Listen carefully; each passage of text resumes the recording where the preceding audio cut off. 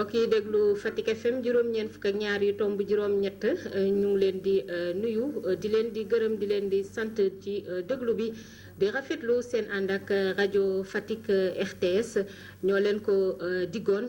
tey la seen émission KDD di koñ bi dëkk bi ak diwaan bi premier numéro tey ñu ci dalal ki nga xam ne moom mooy le premier magistrat bu commune bu Fatick muy le maire Matar Ba teew na fi ñu koy gërëm di ko sant bu baax a baax ci wuyu bi nga xam ne wuyu si nañu ko ndax xam ngeen ne agenda am chargé na trop wante terewul mu ñëw rek pour bëgg a waxtaan ak yéen ma bëggoon rek wax leen ne nag émission bi dafa nekk émission boo xam ne li ko tax a jóg du politique dañoo bëgg a waxtaan suñu biir pour xool naka la ñuy def ngir mën a defar li nga xam ne moom mooy koñ yi li nga xam ne moom mooy dëkk bi ak li nga xam ne moom mooy diwaan yi moo tax ma di leen di wax rek ne dekkul benn émission interactive aussi di ngeen mën a poser seen question ci 656 08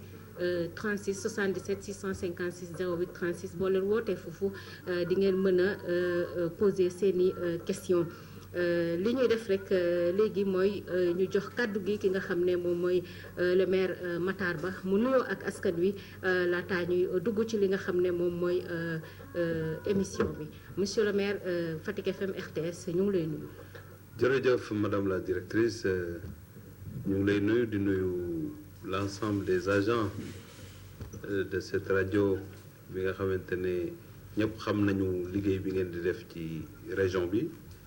Et surtout ci commune bi nga xam ne fii la siège bi nekk di nuyu kilifa yi kilifa diine yi kilifa aada yi waaye di nuyu jigéenu Fatick ndaw ñi di nuyu mag ñi di nuyu l'ensemble de la population di sant yàlla rek di julli ci yonent bi parce que nawet bi ndox maa ngi ñëw ni mu war a ñëwee et jàpp nañ ne nawet bu baax lay doon ñu ñaan rek ñu muurloo ko en tout cas mbégte laa am ñëw répondre ci invitation bi nga def en tant que maire de la ville donc moo fi nekkee aussi dama fi toogal l'ensemble du conseil municipal bien évidemment di wax it ak population bi nga xamante ni ñoom ñoo ñu fal am ci ñun confiance ku nuyu waa Fatick nag nuyu région bi nuyu département bi parce que ñëpp a ñuy déglu defe naa ne seen rajo bi dépassé na le territoire régional fu nekk la nit di toll di ñu déglu kon auditeurs yëpp ñu ngi leen di nuyu di leen ñaanal yàlla. jërëjëf dañuy dugg léegi ci laaj bu njëkk bi ndax yéen nag commune bu Guédiawaye dañ leen tànn maanaam Fatick commune ak Fatick ak Guédiawaye ci ville apprenante yi léegi ma bëggoon rek ñu xam ville apprenante moom mooy lan ak yan opportunité lay andil suba commune bu Fatick. waaw loolu moom defe naa ne mbégte la ci commune Fatick mbégte la ci population Fatick parce que booy xool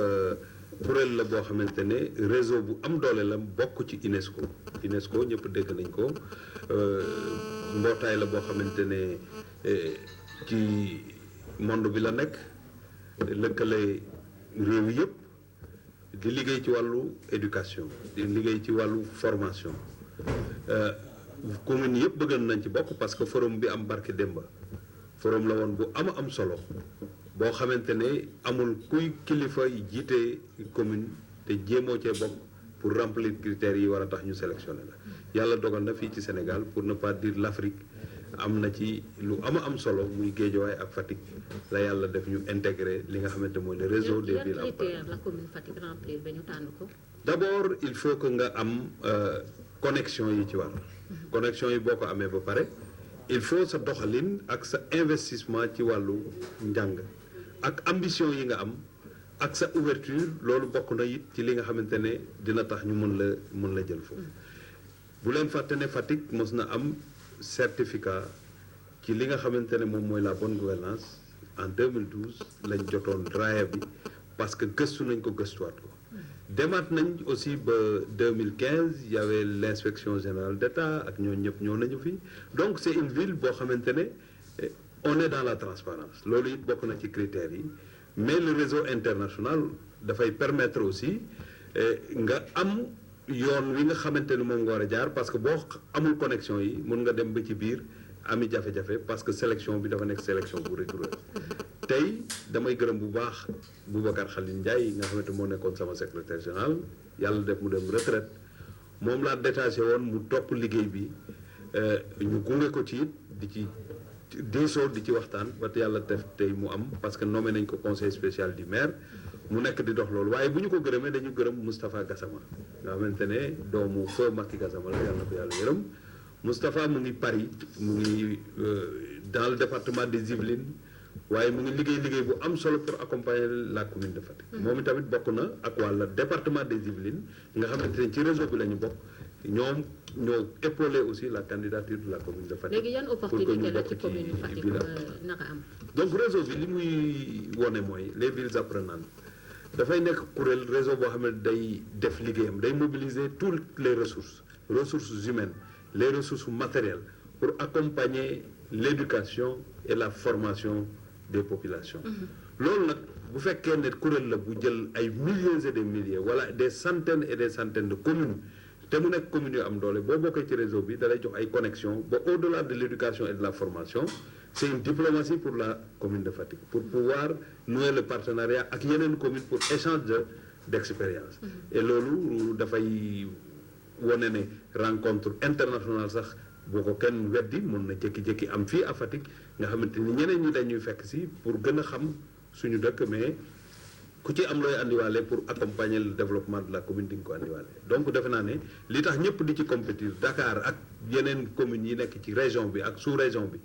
te mënuñu ci dugg donc Fatick bi ci duggee defe naa c'est une belle opportunité. et nous allons saisir cette opportunité pour mën a accompagner les populations. wax nga ko sànq ne nga nawet bi ren macha allah ndox mi bari na torop fii ci Fatick est-ce que yow xam nga ay bërëb yoo xam ne mbënn mi laal na leen. dañuy sant d'abord parce que ku xool li xew ci yeneen gox yi ak li am Fatick naam am na ñoo xamante ne am nañu jafe-jafe ci wàllu ndox mu taa ci seeni kër. waaye dañ ciy sant yàlla ku gis li am Kër Massar wala nga am ci yeneen gox Fatick doon na am yeneen inondation yoo xamante ne fii la ñu fekk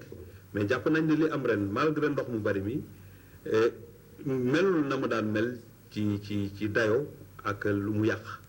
loolu tekkiwul ne ñu ngi masawu ñi nga xamante ne ndox dugg na seen kër ñi mu dugg seen néeg am na dans le Pelga am na dans le Ndoug am na dans le Darel peut-être sax am na fii dans le émetteur ak gannaaw sapeur mooy croisement avant nga yegg croisement TP mooy ñi nekk bor lycée professionnel mais loolu bi mu amee aussi am na lu ci mairie bi jot a def mooy fexe ba Pape Diop pompe yi mu yor mu dem jéem a jàppale ñooñu mais dama leen di xamal ne mbiri inondation yi aussi au-delà des efforts de la commune il y a le plan Orsec. te defe naa ne le préfet jël na disposition yi war a jël yëpp ànd ak ñi mu ci war a àndal pour que ñu jël en charge loolu bu dul tey di suba lépp lu fi des ci wàllu inondation je pense que dinañu ko commencer régler définitivement te damay nuyu au passage les sapeurs-pompiers ak service administratif yi fi nekk yëpp parce que ñëpp ñoo joxante loxo pour soulager les populations. yow au-delà de maire bu Fatick ministre nga tamit yow yan solution nga xalaat ne mën nga ci waxtaan ak njiitu réew mi pour Fatick ñu bañati xamati sax lan mooy mbënd. heureusement poser nga question boobu parce que les questions d'inondation des fois dañ ciy attaquer les maires attaquer ci ñu bari mais la plus grande question parce que boo amee ministère bu toll noonu ba pare am benn agence boo xam ne day toppatoo wàllu assainissement ak yooyu cela veut dire que am na ay compétences transférées mais am na un degré de responsabilité par rapport à ce qui se passe ku xool li am Fatick xam ne le réseau d'eau pluviale bi nga xamante ne moom mooy déverser ci Mambilis ak l'autre réseau ci agence boobu la jógee ñu ñoo installé ñu ko donc li nga wax lu am solo la moo tax fépp fi nga xamante ne day taa li koy dindi rek mooy am un réseau bu am solo boo xam ne ndox bu taayee da ciy jaar jàll li andi li fi jot a nekk nag mooy andi leneen li fi des cela veut dire que ñun bu ñu fi nekkee même bu nekkul compétence su mairie dañ koy porter pour dem fi ñu war a dem di ko plaider ba mu ñu yegg si dafa am loo xamante ne nag comme da nga koy ñaan yi mënoo dem ne tey nga koy andi mais dañ ciy dox bien évidemment parce que bu leen fàtte ne bi président Macky Sall defee fondé Fatick du futur ñun ñu dellu si am suñu plan bu nekk ci fukki at pour defar dëkk bi loolu lépp mu ngi ci document yooyu parce que ci mëbëtu quartier yi lay jógee ñu mën ko ñu doxuñ ko ci benn document mais dafa am loo xamante ne bu génnee kopparu mairie bi da nga koy wuti da ngay xaar ba mu yegg si pour nga mën ko def moo tax li ñu war a lancer comme appel rek mooy am na foo xamante ne dëkkuwaay les zones non édificantes yi képp ku fa mën a dëkk coono nga dinañ ci ñëw ci kanam defe naa ne loolu fu ñu ci yegg di nga mën a comprendre waaw dinañ ci ñëw ci kanam ci affaire kii bi foncier bi wax nga ko léegi am na benn unité boo xam ne dañ ko fi def unité traitement eau pluviale ak eaux usées muy lu toll ni fukki milliards ak benn projet bu yàgg sax bañ ko tàmbaleek léegi ndax mën nga ñu wax kañ lañ koy réceptionné ak fan la toll. xam nga bu ma la ne woon suba lañ koy réceptionné xam naa di nga posé wu question di nga ne mais le maire la xanaa moom moo yorew le projet. mais war nga si xam dara parce que conseil des ministres xam nga. la question non le conseil des ministres ne dit pas tel jour la ñuy réceptionné. waaw mais peut-être xëy na dañu ngi koy waxtaane. non question bi moo précise. donc boo ma ne woon ci yan jamono nga jàpp ne. voilà waaye kañ lañ koy réceptionné loolu c'est une question précise moo tax ma ne la. du loo xamante ne mun nañ leen tel jour la mais li gën a am solo mooy suivi bi ñu def mu nekk loo xamante ne dëkk yëpp soxla woon nañu ko parce que président Macky Sall Fatick la dëkk moo tax mu jàppale dëkkam ci lu mel ni projet bu mel nii nga xamante ne 11 milliards 5 la ñoo def ko fii ci Fatick. pour accompagner quartier yëpp a ko am de. mais quartier yëpp mënuñu ko am parce que loo gis ay tout est phasé. dafa am loo xamante ne dafa am loo xamante ne da nga koy def. su paree nga def feneen parce que bu ñu bëggoon a def Fatick yëpp ça serait un projet de plus de 100 milliards. te bu fekkul loolu am dañuy def li am li andi lii mooy andi leneen comme li ma la wax. donc ONAS mu ngi koy dox parce que administration moo mel noonu man ministre de la République la maire la des fois nga xayma. ne lii dama koy def ci fukki fan ndog dugg ci ay procédures administratives xam ngeen ne état aussi des fois décompte mun naa tardé loolu lépp bokk na ci li nga xam ne dafay retardé projet bi. te projet bu mel nii entreprise bi koy liggéey dafa am beneen bureau de contrôle bu koy topp mun nañoo gas 1 kilomètre bureau de contrôle bi ñëw gis ne am na fu mu dëng on est obligé d'enlever tout pour jaarale ko fi mu ko war a jaarale loolu yëpp bokk na ci li nga xam ne dafay yéexal projet. xam nañu ne nag projet bu jëlee temps dina andi ay jafe-jafe ci dundini askan wi waaye li ñu wax rek mooy masawu ñi ci sonn mais ñu muñ te xam ne bu paree dafay nekk lu am solo pour commune Fatick te xam ne ñëpp bëggoon nañu am projet bu mel noonu. tey bi fi directeur bi ñooy yàggul Lansana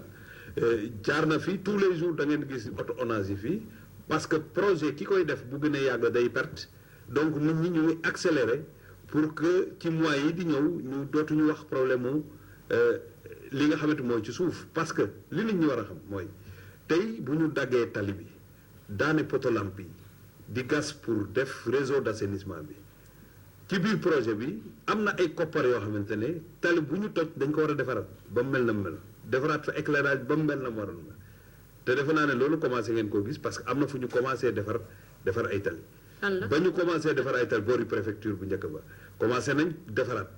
mais dañ leen ne du lal basan ngeen di def da ngeen di delloo tali bi mu nekk tali bu normal pour que bu ñu demee suba ñoom du taw ñaari at mu commencé yàqu. comme tudd nga tali nag moom yéex na torop. mais dama la ne du ci entreprise bi kese parce que bu doon ci entreprise bi kese benn yow tey jii bu ñu la joxee liggéey da nga koy def mu jeex nga wuti beneen liggéey. doo toog ay at ci benn kii rek taxaw dama la ne c'est des procédures parce que le financement n'est pas un financement tout simplement sénégalais dafa am yeneen kuréel yu ci bokk di financer il peut y avoir dans la procédure ay goulot d'étranglement ay retard ci décaissement loolu moom mooy tardel projet mais loolu yëpp teggi nañ ko pour que lii nga xamante ne mooy projet Fatick bi ñu accélérer ko mu pare comme wax naa tali yi dama ci profité rek pour masawu coono ci ñuy dawal ak ñuy dox parce que tali Fatick yi bari na fu bari yoo xam ne ay jafe-jafe la waaye président de la République parce que loolu du lu mairie di defar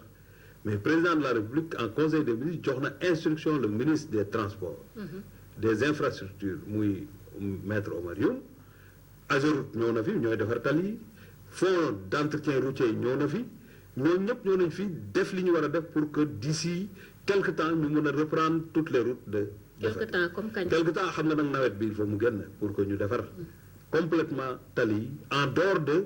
li projet bi war a defaraat parce que ñoom ñoo ko yàq. yow tamit annoncé woon nga benn programme maanaam 8 kilomètres de route yi nga waxoon ne di nga ko def voirie urbaine bi fan nga ci toll. loolu ñëw nañ fii ak Promoville parce que man du ma diggee ay mbir yu ma maîtriser wu. su ma fi ñëwoon man rek di wax waxu tali te ànduma ak ñi koy defar war naa poser question bi mais li am solo mooy bi ñu fi ñëwee on a fait le linéaire on attend maintenant d'être intégré pour que gars yi mun a ñëw def li nga xamante mooy tali bi mais le directeur de l'AGEROUTE bi ma ko gisee xam ngeen ne tali Foundiougne bi dañ ko war a yàqali au-delà de ces 8 kilomètres am na leneen lu ko gën a jege mooy ñiy defar tali Foundiougne bi normalement il doit accompagner la commune de Fatick avec 5 kilomètres de route te loolu ñi yore responsabilité defar tali boobu ñoom ñoo ko waxtaan ak AGEROUTE bi nga xamante mooy defar tali Fatick tali Sénégal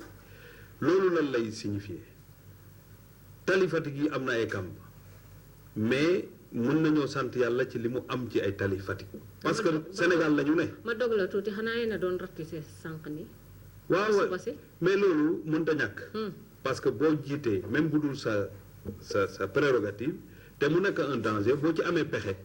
quel que soit pexe bi da nga ko ci war a. moom moo tax defu leen ko parce que. mais loo gis mais yàgg ngaa xalaat émission bi te tey nga koy soog a def loo gis dafa am jour bu muy commencé. ba ngay mëbët émission bi defoo ko moment boobu da nga travailler ba yegg si ci loolu moom laa bëgg c'est pas la mairie qui fait ça c'est des bonnes volontés qui mettent l'argent pour mën a defar loolu. ah bonne volonté. non mënut a nekk mairie parce que mairie ressortam du loolu te mënu ko sax. mais di nga gis ku mel ni yow ku mel ni man ku mën a jënd yenn bagages yi pour defar ko li ma la bëgg a wax mooy gis nga tali yooyu yàqu bi mu yàqu képp ku ci defar wala nga jéem ci def nga li la war moo tax xale yi nga xamante ni ñoo ko doon décrier d'ailleurs maa ngi leen di nuyoo au passage taxawu Fatick je pense que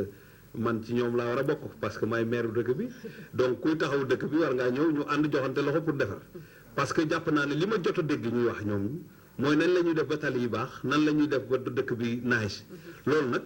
kenn mënu ko bañ mën naa ñu bañ a d'accord ak ñoom ci la façon mais booy xool li leen tax a jóg moo ma tax a jóg moo tax a jóg képp ku bëgg a Fatick kon li ñu war a def mooy créer des pages de discussion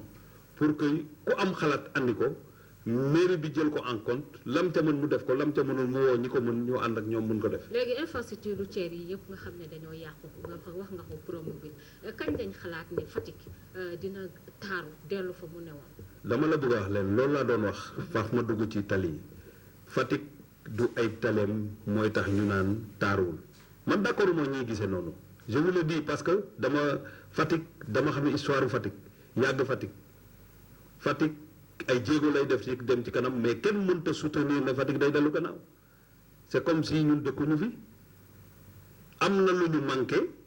d'accord mais am na lu fi ne te loolu il faut ñu d'accord ko mais bëgg ne Fatick nu ñuy def ba mu rafet mel ni Fatick dafa ñaaw non vous allez à Mbour amul tali ñaari tali ñoo traversé Mbour c'est fini vous allez dans d'autres communes du Sénégal am na ñu bëri li Fatick am ci linéaire de route amul yeneen commune yu ko am te loolu c'est grâce au président Macky Sall avec la fête de l'indépendance 2005 mu fekk si li fi nekkoon ñu am tali yu mel nii te continuer war a yokku tali yi moo tax lampadaire solaire yi bi ñu koy def am na axe yoo xam ne suuf la te ñu def fa ay lampadaire solaire cela veut dire que le schéma de la commune de Fatick mooy foofu dañu bëgg li ñuy am ci linéaire li ñuy am ci kilomètre de route ñu mën a def foofu ay tali mën ko éclairer donc ñu ngi travailler pour mobiliser toutes les conditions pour permettre aux populations d'être épanouies loolu nañu xam ne nit ku ne sa yéene ngay demee ak say kattan am na loo xamante dañu ñu koy reprocher mais bokkul ci compétence transférées yi. hygiène et assainissement ñu ngi woon ci affaire unité eaux pluviales yi ak assainissement bi moom moo andi yàqu-yàqu yi yëpp ci yu jëm ci yoon yi gis nañ ne marché central benn toilette moo fa am benn bloc toilette boo fa rombee tey sa yaram dafay daw te yéen marché bi dina leen di andil ay koppar sànq nee nga jóge ngeen ci année ba le passé seeni koppar dafa wàññeeku woon tuuti mais ren macha allah am na xaalis bu dugg. waaw mais bul juum foofu nag bul nekk xaalis bi am yëpp marché bi non non dama bëgg mu leer rek. waaw xam naa am ngeen peut-être ay impôts locaux wala ngeen am yeneen ay coopération yu leen di kii mais fi mu toll nii foofu boo fa jaaree monsieur le maire wax dëgg ne yàlla sa yaram dafay daw te dafa nekk yoon boo xam ne nit ñi dañ fay jaar pour dem Foundiougne mu nekk benn bloc de toilette kese. léegi yéen mairie est-ce que am ngeen projet pour yeesalaat marché bi sax ci boppam ak defar. xam nga Véronique madame la directrice li ma lay njëkk a wax déjà mooy di nuyu commerçant Fatick yëpp di leen ziar parce que samay xarit lañ j'étais très souvent au marché ay Mamel Dia ay ñoom ñëpp ñoom ci lo ndongo ñoom ñëpp dama daan toog foofu ñoom Ndoura donc dama dund ak ñoom avant lii ngay wax difficulté yi daan am ci marché bi même avant ñu koy retaper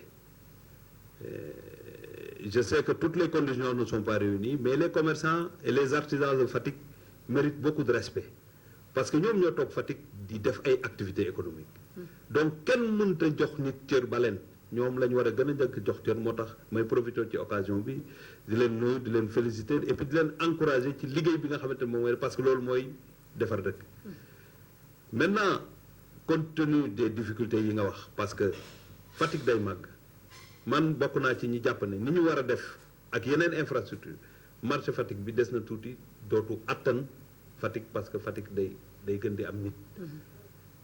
moo tax ñu nekk ci xalaat tey en conseil municipal ñu ngi ciy waxtaan ak l'administration de la commune nan la ñuy def ba ancien conseil régional bi ñu profité ci engins yi fi ne terrasser ko pour étendre le marché et l'ancien tribunal parce que marché bi fi mu nekk dafa xat léegi pour la population de Fatick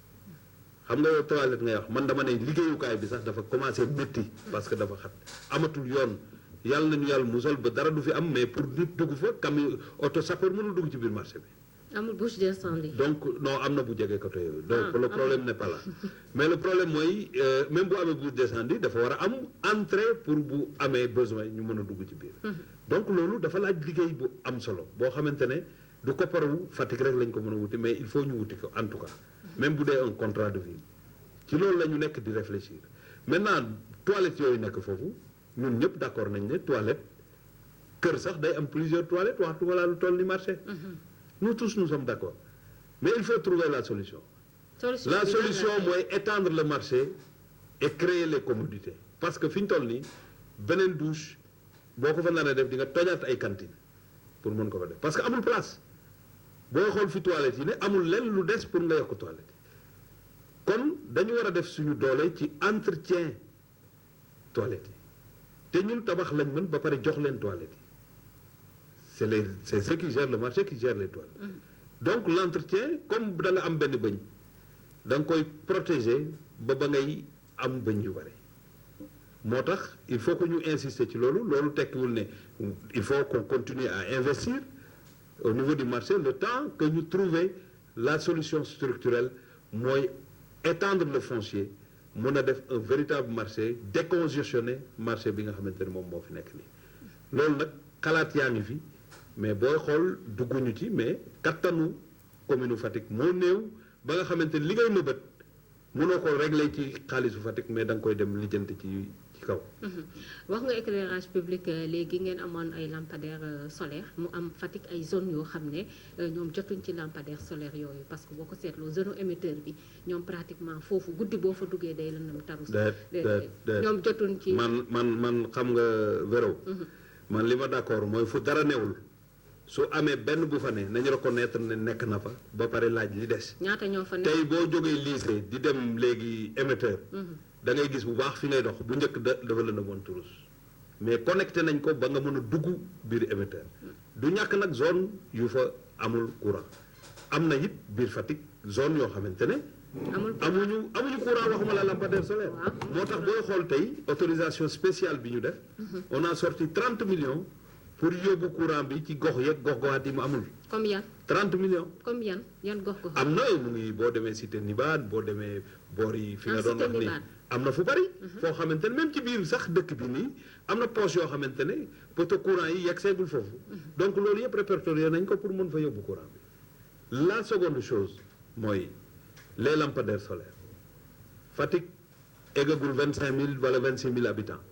boo demee méngaleeg ville yi nga xamante ne. noonu lañ toll ay 200 lampadaires solaires lañ am wala 300 ba 400 Fatick a eu 1000 lampadaires solaires yu ñëw loolu mooy wane ne am na une discrimination positive pour la ville du président de la République kon bañ koy def it bàkkuwuñ ne fépp dana leer dañ ne dinañ améliorer l'éclairage public tey bi may ñëw andiwaale naa ay lampes LED yoo xamante ne ñun ñoo ko lijjanti c'est pas l'argent de la mairie encore une fois jox ko Pape Diop pour daral boori kër ñoom gajoog foofu yëpp foo xamante ne ay ndaw yu dëkk ci dëkk bi ñoo ma seet si ne ma suñ koñ daal bu ñu sañoon nga dimbale ñu ci te xam naa ne bu ñuy xaar xaalisu mairie bi mën na yéex parce que c'est un investissement qui suit des procédures ma dem lijjanti leen ay lamp jox ko ñi ko war a def d'ici samedi bu ñu ko taalee dinañ am amélioration noonu la ñuy continuer on l'a fait à Njaañaay boobu ñu boori kër madame le maire foofu monté nañ lamp ya ba pare am na fii biir pël ga boori jàkka Louga Ndem bi jàkka Mansour Ngom bi booy dem ci biir dafa lëndëm loolu yëpp war nañ ko mën a defaraat mais c'est des efforts qu'on va faire waxuñu ne lépp mën na mel ni ñu ko bëggee mais dinañu avancer ci mëbëtu nit ñi parce que lépp leer nañu mën lépp peut-être dina am si mais bu amee beneen day fekk Fatick di màgg dina am ku dëkk foo xamante ne courant amu fa dañuy continuer investissement bi loolu moom mooy développement dëkk. ci lu jëm ci wàllu hygiène bi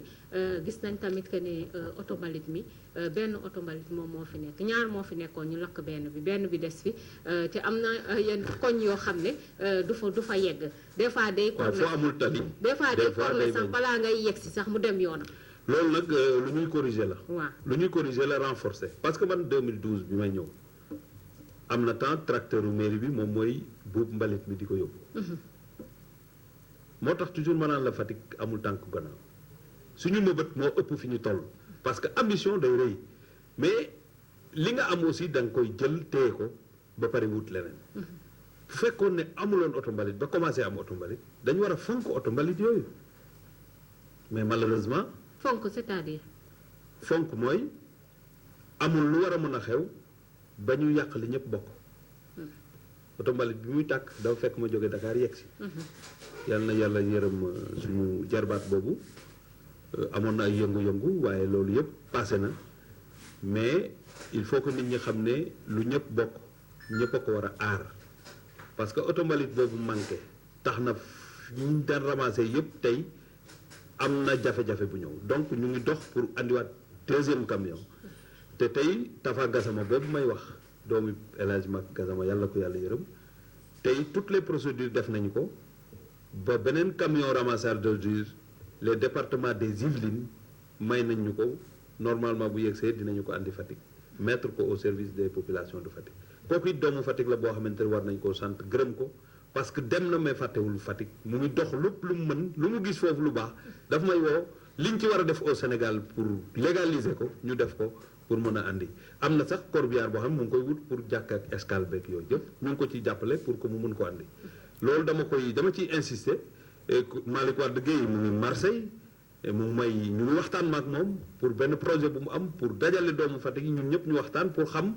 effectivement nan la ñuy réfléchir pour améliorer documents yi ñu yor pour développer Fatick dama jël ñooñu rek y en a am pagaille qui sont à l'extérieur mais nekk en contact ak ñun pour ñu jàpp ci développement Fatick defe naa ne loolu lu jar a rafetlu la. mbokk yi ma fàttali ne yéen a ngi déglu seen émission koñ bi dëkk bi ak jiwaat bi KDD ci Fatick FM 92.8 ñuy dalal tey ki nga xam ne moom mooy maire commune bu Fatick di Matar Ba mën ngeen woote ci 77 656 08 36 77 656 08 36 ngeen joxe seen i laaj foofu ñu wéyal rek li nga xam ne moom mooy. waxtaan bi ma ñëw rek monsieur le maire ci li nga xam ne moom mooy usine qui traite défluoration ndox mi nga xam ne à la veille des élections février 2019 lañ ko fi tegoon mu toll ni 3 milliards 5 ci suñu xaalis mais dañuy nemmeeku ne day jékki-jékki rek ndox mi changé am na sax ñuy wax ne nañ ñu dellu fa ñu nekkoon parce que ndox mi neexatul. ndox mi dafa xorobe. waaw léegi problème bi lan la exactement. ndax mënuñ koo am en permanence wala. si dañuy masawu population bi parce que espoir la woon boo xamante ne bi ndox mi commencé ñëw mag ñi fecc nañ yow mi fecc nga ñun ñëpp jubilé nañ mu nekk it projet état parce que du affaire mairie. waaw. état moo bëgg a dimbale les populations installées fii usine boo xamante ne coûté na 3 milliards et quelques fii ci Fatick mais fi ngay noté rek seen xel war a dal mooy gisagu leen fi inauguration. réception définitive amagul. looy liggéey nag te amagul réception définitive la fa manqué ñi ko fi andi ñoom ñoo ko war a. phase test bi yàgg na de. parce que man bi non waay mais bi ma wootee. da ngay xam ne diggante bi am na fi changement SDE CNO.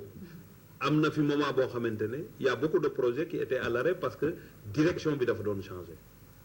loolu da ngeen koy jël en compte c'est ay mois yu bari la woon. man bi ma jotee le directeur de la SONES bi nga xamante ne ci biir liggéey bi la bokk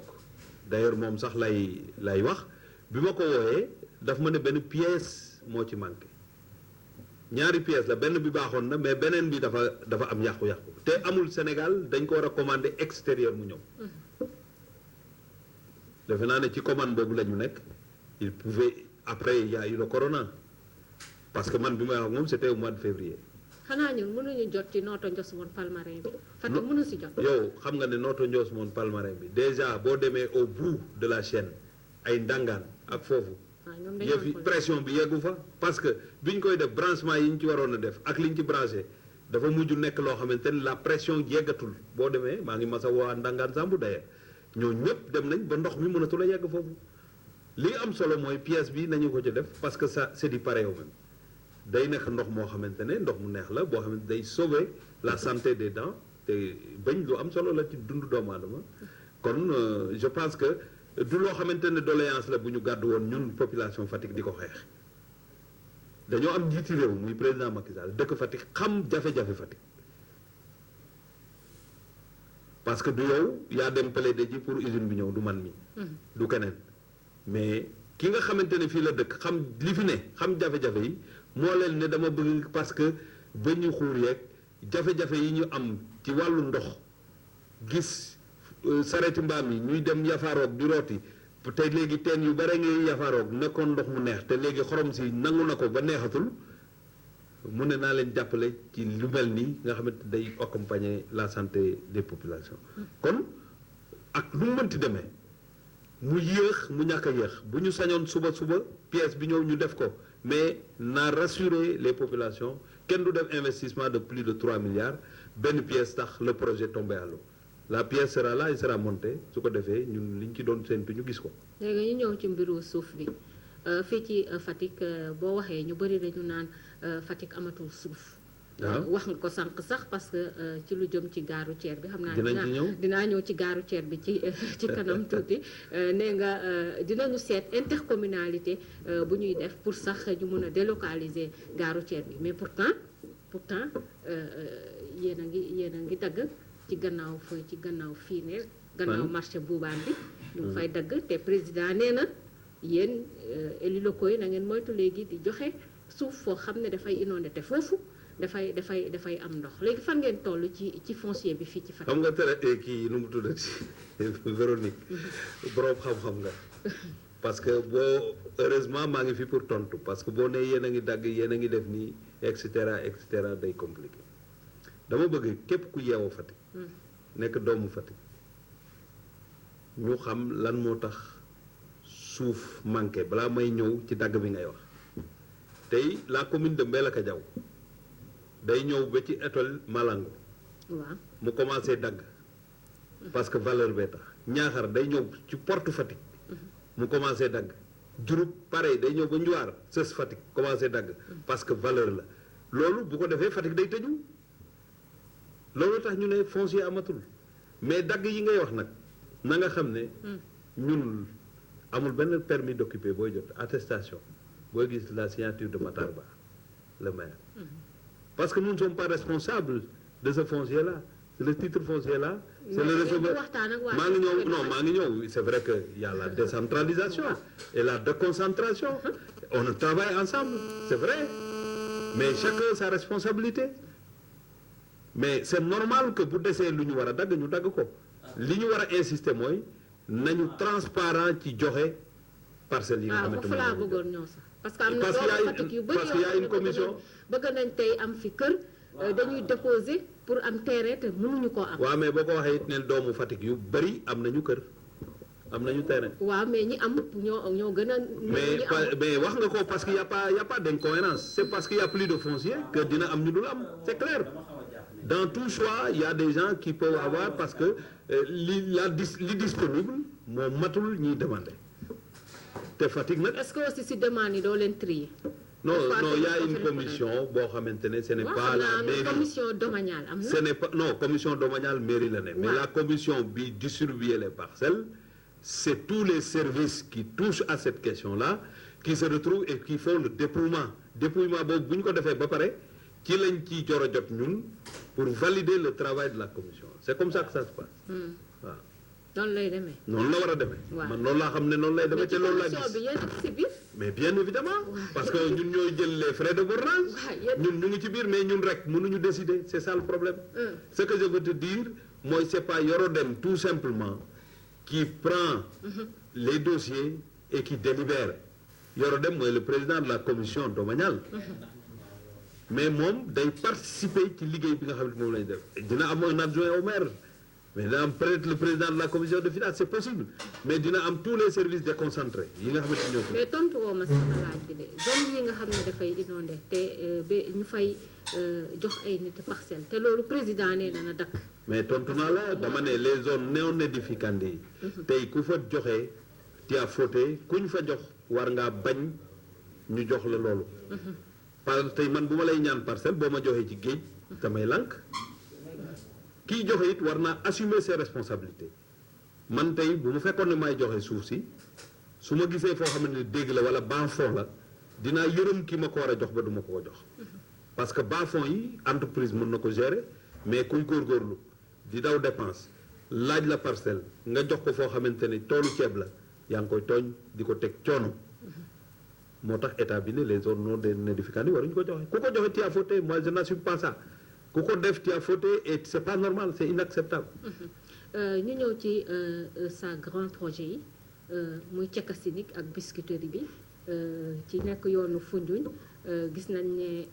installation yi defoon nañ ko ba pare ba Turquie yi ñëw commencé liggéey bi wante fi mu toll nii. doo am jafe-jafe finance d'ailleurs moo tax DER. di waxtaan ak ñoom jafe-jafe finance c'est-à-dire ndax. c'est des promoteurs privés. xam nga il faut ma pointer du doigt li xew xam nga ñu bëri dañ defe ne. ak Cekasinik si mairie moo koy tabax. ak mairie dafa créer des conditions ay nit jógee seen dëkk yor seen i koppar. ñëw choisir Fatick di ko fi def kan mooy jël say milliards di ko sànni. parce que dañu am yaakaar ne bu ñu ko defee mu jural leen lu tax seen i milliards ñu récupérer ko ba créer fi emploi am fi ay milliards moo tax ñu choisir Fatick. donc du loo xamante ne Matar Ba moo naan nii lay demee ñu yor seen i koppar la nekk ay privé. te dëkkuñ sax Sénégal. problème bi fan la ñu. problème bi mooy dañu investir ba ci biir. soxla rallonge xaalis ñu dem ci banque Sénégal yi am banque yu leen tardel ci liggéey bi moo tax DER délégation entrepreneuriat rapide ñëw visiter si ko pare pour jox leen xaalis bi ñu bëgg pour que usine bi mën a tijji ñu jël xale Fatick yi jël liggéey fi. ñoom dañoo wax ne problème électricité la ñu mais léegi ça y est parce que on a appelé pour que Sénélec defal leen parce que ñoom. seen problème mooy lan dañ dem jënd transfert andi ko te Sénélec ni muy liggéeyee mooy boo soxlaa transfert da ngay dem ci ñoom ñu wutal critères yi nga xamante ni moom la ñu dem jëndal la matériel bi conforme ak seen i installation ñoom dañu commandé seen bopp Turquie mu ñëw ba pare la Sénélec ne voulait pas prendre mais waxtaan nañ ci kilifa yi wax ci même président Macky Sall wax na ci ba léegi on a trouvé la solution pour que ñu montel leen ko ndox mi aussi dem na li ci des mooy renforcer le matériel bi nekk ci biir pour que ñu commencer produire. kañ la ñuy commencer loolu. mais xam nga yow la question kañ mooy wax ma bés dama la ne ñun ñëpp suivre nañ ci télé yi bi fi DER ñëwee moi je n'étais même pas là pour vous montrer que c'est des privés qui le font. ñu ñëw visiter usine bi ba pare dem Foundiougne visiter hôtel boobu nga xam ne dañ ko abandonné le gouverneur était avec madame le gouverneur ma koy nuyu au passage. donc voilà. cela veut dire que. kenn du jël sa milliard sànni ko nee naa ko abandonné ñoom ñu ngi wuti pexe pour mu démarrer man nag yàkkamti naa mu démarrer li tax ma yàkkamti mu démarrer mooy day créer activité économique pour la ville parce que usine bi bu doxee doomu Fatick dina ci liggéey mais kuy dawal Jakarta sax dina am ligne buy dem ci usine bi di ñëwaat donc day créer des activités connexes qui permettent aux populations de Fatick de gagner l'argent donc bu kenn jàpp ne day wax lu ama et cetera loolu c'est un mauvais procès qu'on nous fait. léegi ñu ñëw ci problème mu gare routière bi nga xam ne bu tawee day fees dell. non Cekasinik war nañ ci wax. parce que posé nga question Cekasinik. mooy xam nga loolu miiree nañ ko ba pare. ay russe ñoo ko doon defar ñooñu dañu am problème ba nga xamante ne russe yi dafa arrêté woon la fuite des capitaux dañ commencé def russe yi am problème ak ay sanctions européennes yeeg yooyu nangootuñu xaalis génn promoteurs yi am jafe-jafe ak les autorités de la Russie looloo tax mu taxawagum ni Dieng-Bois bi moo gagné woon marché bi. d'ailleurs il lui doit de l'argent. On ose espérer qu'ils vont revenir pour continuer ce truc-là. Deuxième chose moom mooy li nga xamante war nañ ko fi def te loolu c'est l'agropole mooy les grands agropoles yi nga am président Macky Sall moo ko fi def agropole centre usine de traitement du sel foofu ci zone industrielle bi la d'ailleurs le ministre de l'industrie viendra ici pour rencontrer les acteurs pour que effectivement ñu mën ko installer. léegi ñu ñëw ci li nga xam ne moom mooy gare routière bi day fees dell ak ndox bu tawee jot nga defar benn yoon mais defar ba dañ ne def ko gën a yokk daa empirer affaire loolu yaa ko wax mais Mara waxu ko. maa ko woo téléphone. Mara waxu la loolu. Mara moo ma ne dañ ko gën a defar. da nga boo ne defar buy jur ga jàngoro lañu fa def. man kay man li may wax ragaluma ci maa ko woo téléphone ne gare routière bi fan la toll pour ñu ñëw def fa reportage mu ne ma ñii defaruñ fi dara liñ fi defaroon sax dafa yokk problème yi. maa ngi wax mu ngi may dégg. waaw mais li gën a am solo. léegi yéen fan ngeen toll ci gare routière bi ndax da ngeen koy délocaliser wala da ngeen def tout pour que dafa am doon li gën a am solo Véronique mooy problème am autorité jóg pour trouver des solutions même s'il ne réussit pas solution bi mu doon mais quand même tëddul di nelaw gare routière bi li ko feesloo la ñu war a wax avant leneen. Allah bu gare routière bi boo xoolee ni mu bindoo national bi dafa tiim gare routière bi donc ndox mu dal day rogaat te ci biir gare routière bi la ñu loolu c'est un cas. deuxième cas mooy fi ndox mi doon jaar génn yépp dañ fa def ay cantines. cantines yi ku ko joxe. mais c'est des responsabilités partagées am na ñoo xamante ne dañu xëy gis ñu def li ñu def am na loo xamante ne c'est la mairie qui l'a fait. waaw man du ma daw ay difficultés parce que nit da ngay wax te da ngay wax dëgg te yàlla tax li xew foofu ñoom la ñun ñëpp ko bokk parce que tey man bu ma ñëwoon war a def fii ci seen buntu bi xam ne fii bu ma fi defee fii fees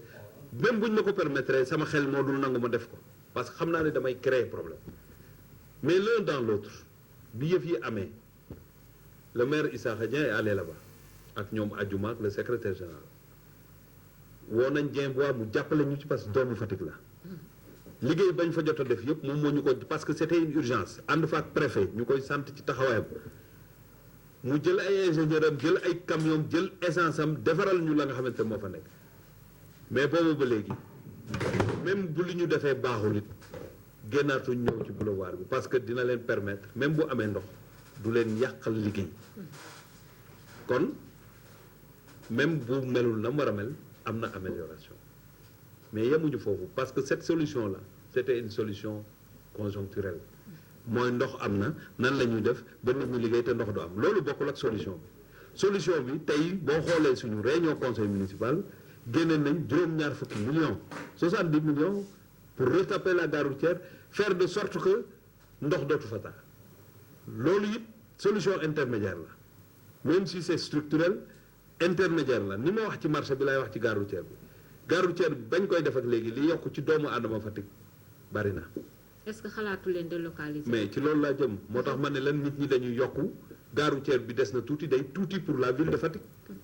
moo tax le ministre des transports ñu ngi concevoir beneen plan wu gare routière ci laa doon wax léegi ne suñu defaree plan boobu ba pare levier intercommunalité rek lañ mën a jouer parce que amatuñu foncier Ñaaxar wala Diouroup il faut ñu jox ñu li ñu soxla ci surface pour mën a defar beneen gare routière digne de son nom kon njiit li nga mën mooy bu sa njaboot amee jafe-jafe bu mu sentir na yaa ngi nelaw mais yaa ngi wut ay solution ak moom loolu nag gare routière bi ñu ko defaree ba pare aussi dañ ko war a dénk ay nit parce que ñun ñooy gérer gare routière bi dañ ko dénk ay doomu Fatick ay transporteurs yoo xam ne dañuy liggéey maa ngi leen di nuyu ñoom ñëpp nag ci liggéey bi ñu def parce que gare routière aussi bokk na ci li taaral dëkk bi kuy ñëw fa ngay wàcc kuy dem fa ngay jóge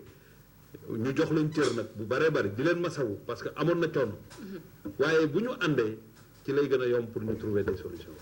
léegi balaa ñuy dugg ci beneen aspect bi muy aspect li nga xam ne moom mooy aspect politique bi ñu wax ci ba kii. waxuñu politique de da nga ne émission. non dinañ ci laal tuuti parce que si la bokk tamit ndax da ngay politique. mais politique sax baaxu moo tax tuuti ma rectifier la parce que li ñuy def nii mooy la véritable politique. politique mooy naka ngay def politique tout court mooy naka ngay def ba améliorer ba participer ci sa développement gox. leneen luñ ci yokk muy lu bon wala muy waxi caaxaan bokkul ci politique. léegi ñu ñëw ci reboisement bi nga xam ne def na ko ci corniche bi léegi def ko aussi ci boulevard bi defoon nañ ko fi bu njëkk ba ci boulevard bi ça n'a pas réussi ñëwaat corniche bi defaat la même chose romb naa fat fan yee gis naa que ne commencé nañ di laal li nga xam ne moom mooy cocotier yi ñu def foofu léegi. j'espère que def nga ci dara boo ko rombee ñu koy laal. léegi fi mu toll nii yow ban suivi nga teg pour ñu mun a topp garab yooyu aussi pour ñu mën a améliorer cadre de vie waa Fatick. boulevard bi nga njëkk a wax. def nañ ko fi wax nga dëgg 2 fois. même les forestiers le doyen Guèye maa ngi koy sant Magu Cheikh Guèye sonn na ci ñëw samp fi ay garab waaye suuf si bu ñu ko traité wul dafa am i max day gaaw a rey garab yi moo tax ñu traité ko El Hadj Souley maa ngi koy sant di ko gërëm le DAGE du ministère de l'élevage def na fa ay cocotiers. mais corniche bi amul max de. maa ngi ñëw ci xam nga nag wax moom boo ko teelul rek du ñu comprendre. man ci boulevard bi laa ne bu ma paree dinaa dem ci corniche bi. waaw boulevard bi am na doomu Fatick boo xamante kopparam la jël ñëw investir fii ba pare jël ñaari nit ñi koy suivre pour ñu xoolal ko koy di ko roose di ci def dara. te doomu Fatick la di def politique moo tax ma koy sant ci taxawaayam loolu la ñuy xaar ci képp kuy doomu Fatick. parce que xam nañu mairie bi mënul def lépp tey ku nekk maire nga ku nekk conseiller municipal nga ñëpp a war a góorgóorlu ci dynamique buñ dugg te muy lu baax ku nekk sóobu ci sa loxo def ca lekk ci sa kattan moom nag traité na fi mu ko def parce que daf na waa Eaux et Forêts ñu defaral ko li ñu ko war a defaral mu samp ay koko ba pare samp ko koñam le Mbodj aussi maa ngi koy sant le ministre conseiller bi nga xamante def na ay reboisement keneen ku def leneen nit maa ngi lay sant ci lu baax ci lañ dem nag ci corniche bi nga xamante ne on recevait le ministre de l'environnement ñu jël beaucoup de cocotiers def ko une 200 j'espère am na yoo xamante ne jigéenu ministre yi ñoo ko topp moo tax ñu def ko protéger ko pour que du dee am na sax koo xamante ne dinaa ko sant bay di ñaa dëkk Nuuk nekk un digne fils de Fatick qui s'est mis à la disposition de la mairie pour surveiller li nga xamante ne mooy cocotier di ko arrosé man mii sax bi ma samp ak yi ñu ma dénk gabaar mii nga xamante ne dëkk Fatick nekk domaine moom laa ko dénk heure bu ngoon jotee day dem xool ko xool nu mu demee jigéen ñi aussi ñu ngi xool seen i mbir parce que ça doit être ça doit se faire par une approche communautaire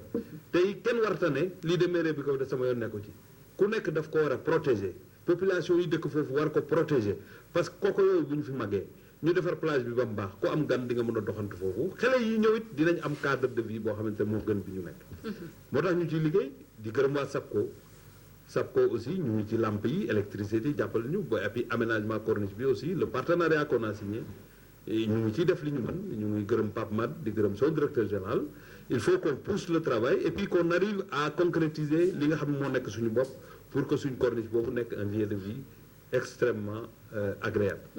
Voilà ñuy dugg ci compétence sport bi depuis 2012 yaakaar naa si nga jël mairie Fatick. boobaak léegi 2012 2020. léegi tey ban bilan nga ñuy tegal ci table bi. bilan la. bilan mairie bi di nga liggéey yëpp. mais bilan mairie bi kay xam naa ne waa population Fatick boo buggee dinaa la limal tuuti mais. bul fàtte ne 2012 président Macky Sall moo gagné présidentielle yi ma remplacé ko. atte ba mu nga woon ca 2014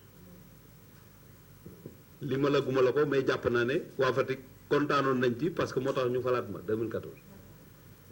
ba tey jii ma nekk fii di ñuy def li ñu mën ci wàllu éducation. Fatick mooy dëkk bi nga xamante ne à part croisement TP bi nga xamante ne effectif bi tax na ñu am ñaari abri provisoire te dinañ ko régler ci année bi Fatick amul abri provisoire Dakar sax am na ay abris provisoires ci lycée on a combattu ça fii ci Fatick Fatick mooy la ville boo xamante ne bu école tijjee xale bu nekk dina fekk fourniture am maternelle ba CM2 privé comme fu dul privé Fatick mooy dëkk bi nga xamante ne wàllu éducation le service d'ailleurs maa ngi nuyu IEF ñu ngi leen di jàppale en matière de carburant di leen jox ay personnel chauffeur yi ak yooyu yëpp c'est des éléments de la mairie pour accompagner l'éducation mooy importance bi ñu ko jox ba pare ñu jël commission éducation jox ko un enseignant émérite moom mooy Diène Diouf nekk directeur boo xamante ñëpp xam nañ ne il a donné sa vie pour l'éducation moo tax atelier bu mu dem Fatick dañ koy citer en exemple bu ñu jógee ci loolu nga dem ci santé tey rek bi ñuy waxtaan ci mairie bi jël nañu ndogal ne dañuy defar maternité poste de santé Darou Salam defar maternité poste de santé Ndouk tey Darel am na poste de santé am na maternité ba am logement sage-femme fii bu maternité bi pare dinañ leen defar logement sage-femme émetteur am na poste de santé gis nga réhabilitation yi ñuy def au niveau du district sanitaire tey lépp luy médicament yu ñuy faje foofu ay chaque année dina dépasser 9 millions ñu di ko def fii nga xamante ne mooy district sanitaire di defar ambulance yi di leen defal formation lépp ñu nekk ci pour accompagner la santé loolu nag dafa nekk lu am solo te dafa sooxe ci dëkk yu bare bare nga ñëw ci jeunesse Fatick bokk na ci ñi nga xamante ne balaa nawetaan di commencer ñëpp jot seen subvention je ne parlerai pas de la coupe du maire parce qu'il y en a pas pareil ci Sénégal du ci organisation bi du ci joxe bi. yaay ministre des sports moo tax. non ça n'a rien à voir 2012 bi ma fi nekkee. avant may nekk ministre des sports relevé woon nañ déjà le niveau bi nga xamante ne mooy le niveau d'organisation. Ce n'est pas parce que je pouvais être il y a eu beaucoup de ministres des sports et maires ils n'ont jamais organisé des manifestations pareilles te loolu dafa fekk si camp de jeunesse yi ñuy def fii ci CEDEPS bi je salue Karim d'ailleurs bi nga xamante ne moom moo koy def dañuy def ay camp de jeunesse. di accompagner la formation di jàppale artistes yi ci culture bi mais amul benn domaine compétence transférée bu ma la mënta toog fii di la limal ba suba loo xamante def nañ loolu nag bu fekk see li ñu état bi dimbalee looloo tax ma leen di xamal ne affaire bi dara xëy sotti mais ay jéego ni am je voudrais que képp ku bugg a ŋàññi Fatick wala nga ŋàññi mairie bi dañ lay ñaan rek nga dugg Google nga xool les compétences transférées di nga xam lan la mairie war a def ak li nga xamante ne mairie bu ko deful it daf koy wuti rek andi ko mais du loo xamante ne dañ ko koy ñàññee boo jógee ci loolu nga dem ci lieu de culture yi électricité ak jàppaleel bi ñuy jàppale ñëpp ci wàllu tabaski waxuma la li responsable politique di def de li mairie di def c'est des millions qu'on sort chaque année pour accompagner les indigents loolu bokk na ci li nga xam ne c'est la politique sociale dañ ko war a def bokk na it ci on touche du bois mairie yu bëri da ngay dégg ñu ne fayuñu yàlla def na Fatick xamagul loolu ñu ngi ñaan yàlla mu continuer malgré les maigres ressources te li ma lay limal nii yëpp bu fekkoon ni ñëpp a ngi fay taxe ñëpp a ngi fay juuti ni ñu ko war a fayee doon na gën a yomb ci ñun bañ def leneen. lu tax ñëpp duñu fay. mais du ma ne dañu bañ a fay mais am na ñoo xam ne dañ bañ a fay am na ñoo xam ne dañ ko mënul la gestion c'est ça aussi tey je ne me vois pas am na ñoo xamante ne dañuy dawal Jakarta mën nga leen ramas fekk amuñ luñ la fay am na ñoo xamante ne am nañ dañu fayul kon affaire bi nekkul benn mbir rek moo tax administration baa ngi koy càmbar ak fiscalité locale bi nga xamante ne am na pakaseen di ñu ci dimbale ñuy xool ay stratégies yoo xamante ne dinañu capter certains fonds pour améliorer les capacités financières de la mairie. Donc damay profité ci occasion bi pour ñaan waa Fatick képp ku fi yëngatu wala nga am fi activité sa joxe li nga war a joxe muy taxe bokk na ci liy développer say activité parce que dina tax les conditions yi nga war a def pour am doole ñu mën ko remplir mais bu ñëpp bañee fay même boo investir ay millions tôt ou tard day daanu parce que conditions yi bu baaxul du mën a sotti xam nga Fatick su fekkee ne lépp a ngi jaar yoon tali yaa ngi baax lampe yaa ngi tàkk Fatick agréable nit ñi di fi dëkk nit ñi dinañ tal def ay activités dem jëndi. mais am na lu waa Fatick soxla te amuñu ko am na ay promoteurs yoo xam ne bëgg nañ fee ñëw defuma seen publicité lu mel ni EDK ak Auchan ma déggoon ñu ne ñoom. non loolu moom réglé na le conseil municipal m'a chargé aujourd'hui non c'est parce que ñun bokkuñu ci commune yi nga xamante ne nit day ñëw rek ne la station laa bëgg nga jël suufu jàmbur yi jox leen ko je l'ai toujours refusé demandé nañ ba sonn mais il fallait trouver la solution EDK dañ ñu demandé parce que ñooñu ab sénégalais la te gis nañ ne li muy def mucc na ayib parce que day defar station defar fast food defar banque defar juma lépp lay defar biñ ñu contacté dañ leen ne lu ngeen ñuy defal ñu jox ñu conception 2 places publiques. fan ak fan nga choisir pour place publique. le choisir amagul parce que le conseil municipal m'a mandaté pour que je concrétise. mais li ñu jot a xalaat mooy boo jógee gare routière noonu rond-point bu mag boobu. war nañ ko defar un lieu agréable suñ defaree gare routière ba foofu du fees war naa nekk un lieu agréable parce que nit ñi tukki ku sa oto feesagul war ngaa mën a ñëw toog. te foofu day am wifi fàtte naa la parce que dëkk bi place publique yëpp ay am wifi gratuit avec la DIE. bu boobu weesoo beneen place publique bi puisque ministère de l'urbanisme bi daf ñu war a defar place Senghor su fekkee ne moment bi ñuy commencé loolu état bi ñëwagul je demanderai à l'état ñu defaral ñu le boulevard ba dootu sax ñax ñu defar place Senghor donc ci liggéey boobu lay ne su ko defee le triangle là bi nga xam ne booy dugg si vers suñu papa Ismaïla Donde yàlla na ko yàlla yërëm boo jàdd noonu le triangle la nga xam ne place la bu presque kenn nekku fa ñoom ñu mën fa ériger effectivement station boo am solo ci loolu ci liggéey boobu la ñu nekk pour le moment. kon mën nañ xaar EDK ak Auchan fii. Auchan demandé woon nañ ñu mais ils ont préféré Kaolack parce que jàpp nañ ne Kaolack moo pour le moment activité économique dañu bëggoon a defal bu ndaw ndaw ma ne leen bu fekkee ne bu ndaw ngeen ñu defal on n'est pas preneur jëluñu on ne veut pas ça li ñu bëgg mooy bu ngeen ñuy defal da ngeen ñuy defal loo xamante ne du ngeen yàq suñu dignité du ngeen defal benn affaire bu ndaw vous venez ñu jox leen place bu ngeen ko def mais ngeen def véritable magasin d'Auchan mais li gën a avancé daal mooy le directeur général de Demba Ka de EDK qui est actuellement en Turquie dès qu'il reviendra dina ñëw Fatick pour ñu xool na comment concrétiser ces choses là. léegi ñu dugg ci li nga xam ne moom mooy politique bi nee nañ ci lu jëm ci wàllu politique yow doo yaatal est-ce que jotul fi ñu toll nii nga woo ñi nga xam ne ñoom ñooy responsable politique yëpp comme yow yaa fi nekk maire ngeen toog yi ñëpp autour d'une table waxtaan xool naka ngeen war a mën a def ñun ñëpp ay doomu Fatick ngeen pour Fatick mun a jëm kanam mun a mel ni yeneen dëkk. xam nga man sama difficulté mooy politique politicienne man du ma déformer man. parce que maa ngi ñëw. politique politicienne du ma déformer mooy di wax lu ma war ta wax wala di naxaate wala di def lu ma war ta def du bokk ci samay politique man parce que dama jàpp ne politique day jeex ma taxaw di xool nit ñi Véronique damay ànd ak samay doom ñu toog fekkee audience gàcce naa wax lu ma dul def wala ma wax lu dul dëgg su ñu nee du ma yaatal ñi ko wax maa ngi leen di wax ne bu jàppee ne yaatul ma bés ni ki tey yaatu na mais xam nga yaatu fan lay neexee ku nekk nangu li yàlla dogal ci yow bu ñu nangoo ne man maay maire man maay la tête de liste te beneen élection amagu fi depuis 2012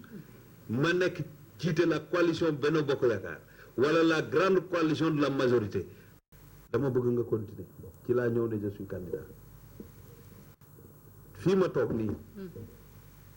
li président Macky Sall wax rek lay def bu la nee yow yaay candidat may nekk sa directeur de campagne mu neex la mu naqari la parce que dispositif bu ñu fi teg te mu bokk ak man famille politique man maay le maire maa war a rendre compte damay ànd ak yow rendre compte jàpp li ma mën tey jii président Macky Sall parce que boo bokk ci kuréel da ngay nangu teg si régir kuréel ga football lu tax bu ñu la joxee carton rouge nga xam ne da ngay génn parce que daa am lu wax ne boo defee li carton rouge dañ lay jox donc politique aussi boo bokkee ci politique dafa am charte yu muy àndal il faut ñu nangu ne dafa am ku jiitu dafa am ku nekk lu mu war a def tey jii si la tête choisit des personnalités à la tête des collectivités territoriales ñi choisir ñi bokk ak ñoom parti dañ leen war a jàppale pour atteindre l'objectif. kon kàddoom rek ngay xaar. moom laa mës a xaar parce que moom lay gunge te moom lay mës di xaar te lu mu wax nangu naa ko. jërëjëf ba léegi rek ngeen di déglu seen émission KDD ci Fatick FM 92.8 ñu dugg nag ci beneen compétence bi nga xam ne moom nga yor muy ministère des sports fii ci Fatick bëgg nañu beneen stade beneen turbine waaw deuxième turbine ci stade Massène Sène annoncé woon nga ko sax si coupe du maire léegi fan nga ci toll. xam nga lu may jaaxal bu ma toogee Fatick nii man bu ma demee Casamance wala ma dem ci beneen réew. su ma demee ci rajo yi bu ñu may posé question li ñu may njëkk a posé question mooy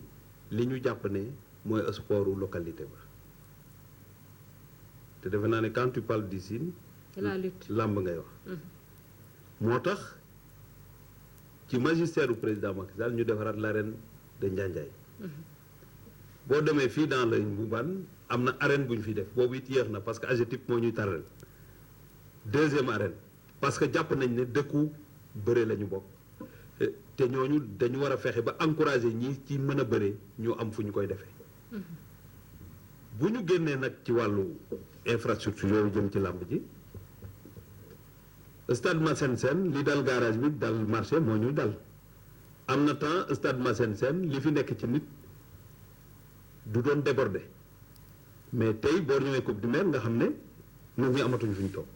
moo tax ñu lancé le marché pour les travaux de la deuxième turbine du stade Massène Sène. lancé ngeen. képp ku gis journaux yi gis nañ ko ci biir lancé nañ ko ba am na ku ko gagné. li ci des mooy continuer la procédure avec la DCMP joxe l'avance de démarrage pour que ñu ñëw commencer li nga xamante mooy turbine bi. loolu nag c'est une autre structure qui fait le travail dañuy xaar mu pare pour ñu mën ko mais jàpp nañ ne leneen la ñuy taw di jooyati mais à la kuliyalin dana am li nga xamante ne mooy deuxième turbine. léegi laata ñuy jeexal émission bi ñu dugg ci li nga xam ne moom mooy question yi am na waa Ngeesine ñoom nee nañ ñëwoon nga foofu ba waxtaan ak ñoom si lu jëm ci yoon bi nga xam ne moom moo jógee lu Sessène dem Faoy ñoom sax bi ñu ko waxee dama leen wax ne émission bi ci cadre commune bi la yem mais nee na da nga fa demoon ci lañ bokk. waaw nee na da nga fa demoon dig leen te ñoom booba ba léegi nee na gisuñu dara nee na même bu ñu wootee sax fi mu toll nii pour ñu jot leen jafe-jafe la nee na. non bàyyi ñu génnee boobu ba pare. waaw nee na digoon nga leen tournoi boobu nee na ñu ngi koy xaar. boobu mais attends parce que man bëgg naa toujours ñuy retracer l'histoire. dem naa fa mais xam nga ab ministre des sports du defar tali li ñu jot a wax mooy xam nañ seeni jafe-jafe dinañ ko bokk ak yéen dem plaider ji ko waaw bu ñu plaider nag dañuy xaar ñu joxe résultat la délibération comme délibéré guñ mënuñu xam nañu ko wax nañ ko ñu ko war a wax du bal bu ma leen war a may bu doon bal mën naa leen wax suba laa koy andi parce que maa ko yore wax day leer te du ma wax lu wax jaaxal tournoi ñoom ñoo xam bu ñu defee tournoi danaa ci jàpp man du ma fa dem di organiser tournoi xam nga xel nag dafa am lu muy jëriñ ñoom bu ñu organiser tournoi xam nañ moo cabinet bu ñu ma jotul it xam nañ ñi may àndal nañ ma ne tel jour la tournoi bi li ñu soxla ci matériel ma andi leen ko pour jàppale leen ko parce que dama koy def feneen donc loolu du benn jafe-jafe maa ngi nuyu waa Ngeesine yëpp di nuyu mbokk yi nekk foofu. beneen question bi mooy nee nañu Fatick amul ay infrastructure sportive nee na yow en tant que ministre des sports maire Fatick lan nga xalaat ci projet yooyu. mais infrastructure sportive am na fi il y a un plateau multifonctionnel à l'intérieur du stade il y en a d'autres mais on a un problème de foncier je vous ai parlé de deux arènes. xam nga nit ñi dañ foog ne infrastructure sportive stade rek la mais plateau multifonctionnel infrastructure sportive la léegi nag li ma doon wax léegi mooy nan la ñuy def ba am stade municipal parce que stade bi moomuñu ko mais fan ngay amee suuf pour def stade municipal justement parce que Fatick tôt ou tard dina soxla ñaari stade parce que nit ñi dañu gën di yokk léegi nee na mais loolu c'est un projet à long terme yeneen discipline yi nee na fi mu toll nii dañ leen bàyyi gannaaw la politique sportive laa yor un ministre des sports dafay coordonner le département des sports et toutes les compétences yi ñu am dañ ko délégué ci football ci basket ci discipline yëpp ñi nga xamante ne seen xam-xam dafa wàll màcc ci yenn discipline yi ñoo war a connecté ak seen fédération def ay kuréel liggéey lu tax ñu feeñ démb rek j'ai reçu Jean-Paul Sarr nekk vice champion du monde roller recevoir naa ko ministère ba ñu offrir ko benn ay dàll yoo xamante ne moom la ñuy entraîner moom la ñuy compétir bu professionnel kooku dañ koy sant di ko gërëm ni EGF def di ci football bi keneen ku bëgg beneen discipline da ngay créer lu mel ne bokk ca fédération ba ca nekk liggéey la ca war loolu nag boo amee jafe-jafe mën nga ñëw seet si en tant que maire subvention yi ñuy joxe ñu boole la ci nu mu toll nga xam ne noonu la toll. nee na lan nga xalaat pour mun a suqali petite catégorie bi fii ci Fatick. petite catégorie am nañu ci ne am na école de football ñoom Aziz ak ñeneen ñëpp a ngi ci yëngatu ñoom Baba Dia mais pas que kenn du ko jiitu ci mbaram ñoom dinañuy ñëw di ñu solliciter ñu ngi ci liggéey. te lépp lu ñu mën pour jàppale leen dina leen ko jàppale parce que du man maa leen di encadré Pape Xaali maa ngi koy sant ubbi na centre fii bokk na ci liy développé dëkk bi bokk na ci liy tax ñu xam Fatick donc encadrement xale yi il faut ñëpp jàpp ci ndaw dañ koy encadré bu ñu bëggee mu fël loolu nag ce n'est pas qu'à Fatick le ministre vous posez la question au ministre des Sports parce que c'est pas au maire. Non, au ministre des Sports. Mais nous avons des délégataires de pouvoir qui sont chargés de la promotion de toutes ces disciplines-là. léegi kii Mamadou Sarr la dëkk Njaanjaay nee na benn partie ci émetteurs yi nee na boobu ba léegi lotissé wuñ ko te population yi dañu soxla lotissement pour mun a am ndox ak électricité. xam nga man dama tere sama administration bi ñu moytu foncier même avant le président di wax loolu. gis nga côté Njaañaay bi ay tool la nekk tool yoo xam ne dañ ko doon maamaat boo koy jël da ngay waxtaan ba am consensus mënumaa xëy rek dem ci toolu Njaañaay yi naan damay lotiser di dagg je le ferai pas parce que man siin laa juddoo fii yaroo fii xam valeur suuf ci suñu mbokk yi loo ciy def ak ñoom fexeel ba waxtaan ak ñoom bañ gis ci seen bopp nga doog ko def donc foofu muy wax bu demee ba procédure yi yëpp jeex ba nit ñi déggoo mais bu ñu ko waree dagg dinañ ko dagg parce que la mairie du refuser loolu bu ñu ko daggee xaalis ba fay jóge ci kees yi la ñëw donc nous on refuse pas ça. donc fi muy wax dinañ ko gëstu mais lépp lu ñu ci nar a def dinañ ci waxtaan ak ñi ko moom ba am consensus. keneen ki nee na Fatick dafa bëri ay kër yoo xam ne kenn dëkku ci mooy. waaw loolu dëgg la. nee na lan nga ci prévoir pour def. xam nga boo fàttale ko en 2017 ou 2016 menacé woon nañ fi bind ay notes ne bu ñu ko defarul. ku fi def loolu dinañ nangu sa kër. gars yi dagg ko mais ku ci dagg doo ci def dara après benn projet kii ca mu mujj nekk forêt nekk danger. loolu nag dinaa ci jël ay dispositions du yàgg ak l'administration municipale lañ defoon dinañ ko delloo si même bu ñuy entrer en contentieux avec ñooñu parce que gis nga terrain yooyu nekk biir Fatick. ay titre foncier la dañ fi yàgg. te titre foncier mënoo ko jëlee noonu y a des procédures nekkul permis d'habiter nga xam ne bu la neex résilier ko mu jeex ay titre foncier la boo ko naree def parce que bu mairie bi naree dem contentieux ñu aman ko fi ay milliards ay millions yu dul jeex yu mu amul dina ko xool ndax war na ko def wala war a def mais li ñu war a def mooy ñi ñuy déglu te moom kër yooyu ñu xam ne ñu ngi gàddu àq parce que ñu ngi bàyyi loo xam ne day yàq image yu dëkk bi te day nekk danger pour les populations. kii waa Foundiougne la moom nee na benn stade municipal la ñuy laaj ñoom Foundiougne. waaw loolu it Mbaye Diamé qui était député le maire de Foundiougne dem naa assemblée wax na ko plusieurs fois bokk na ci suñ corbeille parce que ñun doléances yi dañ koy jël dugal ko ci panier di génnee benn par benn te jàpp naa ne dans la région tey Foundiougne rek moo amul stade parce que Gossas ñu ngi leen di defaral donc loolooy wane ne c'est une priorité et dinañ ci def lépp lu ñu mën pour que ñu am stade digne de son nom. yaakaar naa ne question yi jeex na ci etam question yi bu dee am na yeneen laataa ñuy tëj émission.